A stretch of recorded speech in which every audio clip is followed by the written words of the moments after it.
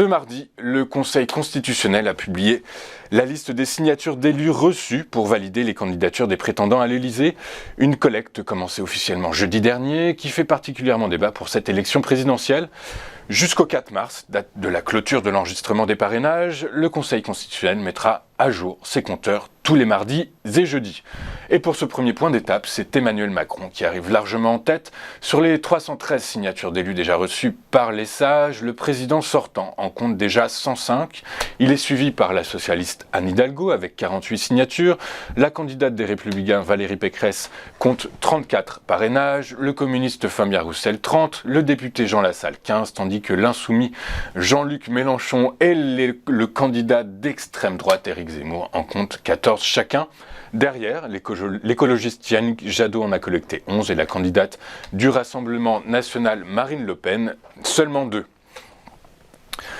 Les prix à la consommation en France ont augmenté de 2,9% sur un an en janvier, après une progression de 2,8% en décembre, selon la première estimation de l'Institut national de la statistique et des études économiques, l'INSEE, publiée mardi dernier. Cette hausse de l'inflation résulterait d'une accélération des prix de l'énergie, des services et dans une moindre mesure de l'alimentation, a indiqué l'Institut.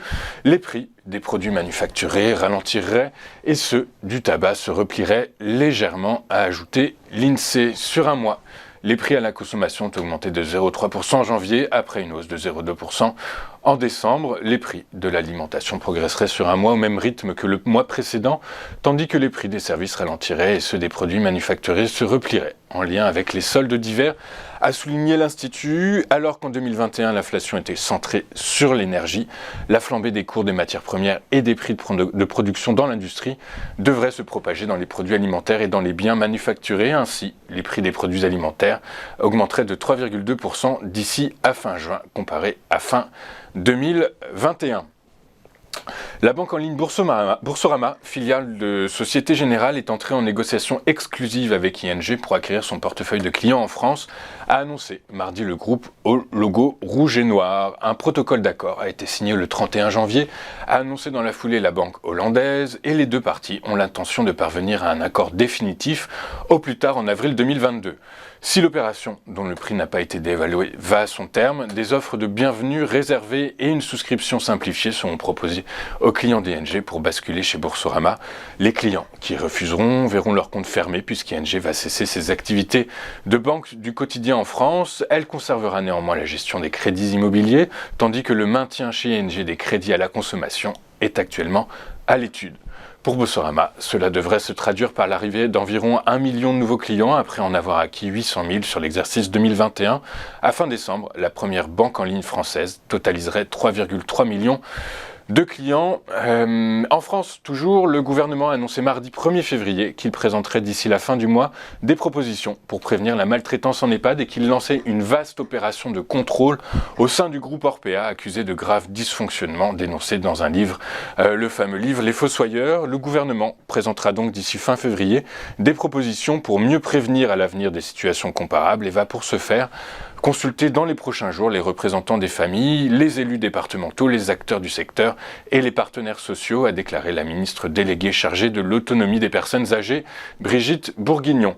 Au regard de la gravité des faits incriminés et sans préjudice des actions d'ores et déjà engagées devant la justice, le gouvernement a également décidé de lancer une double enquête confiée aux inspections générales des affaires sociales et des finances, ainsi que des contrôles inopinés diligentés par les services de l'État dans les établissements d'Orpea. Sur le plan judiciaire, Orpea est sous la menace d'une action collective conjointe lancée par les familles de résidents en colère.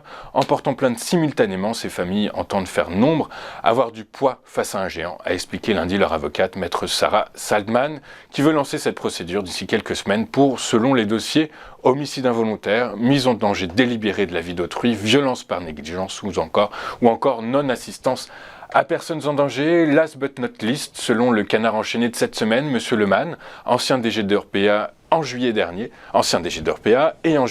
soit 3 semaines seulement après que la direction d'Orpea a été informée de la parution prochaine du livre, a revendu 5 406 actions de son entreprise, encaissant ainsi plus de 588 000 €, ce qui pourrait s'apparenter à un délit d'initié. Avant de poursuivre notre émission, je vous propose un rapide coup d'œil sur la séance d'hier à Paris. Le CAC 40 qui a clôturé en flirtant avec les 7100 points à 7099, soit une croissance de 1,43%. L'ensemble de la cote a clôturé dans le vert. Les principales hausses sont à mettre à l'actif des secteurs de l'énergie qui a pris 2,16%, de l'industrie qui a pris 2,10%, des matériaux de base qui ont pris 1,55%, des biens de consommation qui ont pris 1,43% et des services financiers qui ont pris 1,31%. Nous allons marquer une première pause et juste après, nous vous ferons vivre l'ouverture de la séance à Francfort, une ouverture décryptée par Éric Seban. A tout de suite sur TV Finance.